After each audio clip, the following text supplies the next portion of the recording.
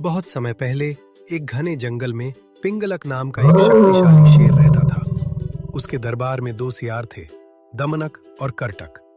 समय के साथ शेर ने उन्हें महत्व देना कम कर दिया, जिससे दमनक के मन में फिर से अपना स्थान पाने की इच्छा जागी।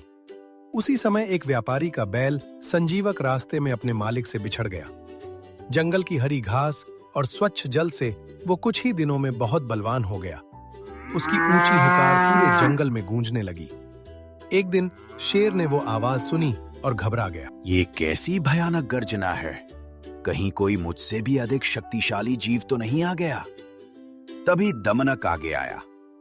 महाराज, यदि आज्ञा दें तो मैं पता लगाकर आता हूं। कुछ देर बाद दमनक ने देखा कि वो आवाज किसी राक्षस की नहीं, बल्कि एक बैल की थी। वो संजीवक को लेकर शेर के पास पहुंचा। संजीवक ने सिर झुकाकर कहा, महाराज, मैं आपका शत्रु नहीं हूं। यदि अनुमति दें तो इस जंगल में शांति पूर्वक रहना चाहता हूं। शेर उसकी विनम्रता से प्रभावित हुआ। आज से तुम हमारे मित्र हो। धीरे धीरे दोनों की मित्रता इतनी गहरी हो गई कि शेर अपना अधिकतर समय संजीवक के साथ बिताने लगा। यह देखकर दमनक को ईर्ष्या होने लगी। एक दिन उसने शेर से कहा, महाराज, मैंने संजीवक को कहते सुना है कि वो आपको हटाकर स्वयं जंगल का राजा बनना चाहता है। शेर के मन में संदेह पैदा हो गया। फिर दमनक संजीवक के पास गया। मित्र, सावधान रहना। महाराज अब तुम्हें अपना शिकार बनाना चाहता है। अब संजीवक भी डर गया। अगले दिन जब दोनों आमने सामने आए तो दोनों को लगा कि दूसरा पहले हमला करेगा। शेर दहाड़ा, संजीवक में अपने सींग झुका लिए और भयंकर युद्ध शुरू हो गया। लंबी लड़ाई के बाद शेर ने संजीवक को मार डाला।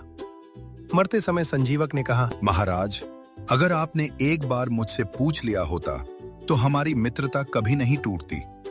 तभी शेर को समझ आया कि वो दमनक की चाल में फंस गया है, लेकिन अब बहुत देर हो चुकी थी। यही कारण है कि पंचतंत्र के पहले तंत्र का नाम मित्र भेद रखा गया।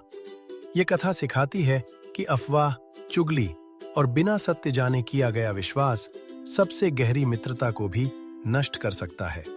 इसलिए किसी की बात सुनकर निर्णय लेने से पहले सच्चाई अवश्य जाननी चाहिए।